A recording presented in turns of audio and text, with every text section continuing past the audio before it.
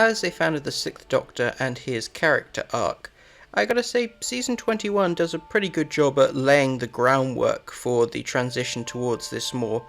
dark and aggressive Doctor, because Five, towards the end of his life, is constantly having to deal with multiple traumas and many massacres across this season,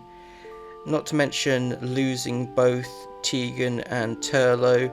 and even Chameleon gets a pretty tragic death, despite not being the most interesting character.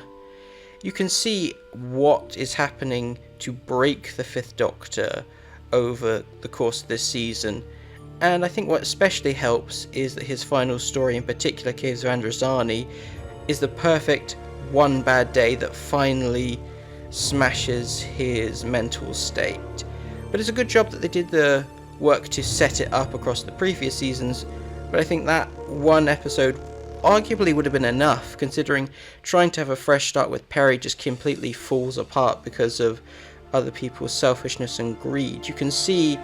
how the Doctor ends up going down that path. What ultimately kills it is what kills most of the character arcs in the 80s under Eric Saywood, the inability to pay it off, as once we get to the Twin Dilemma, outside of Colin Baker and Nicola Bryant's performances, you don't really see the investment in this character arc, which is really needed, because otherwise it comes off as really awkward. It's such a shame, because I think it could have been one of the best character arcs, and you can see the potential leaking through, but sadly the payoff wasn't there.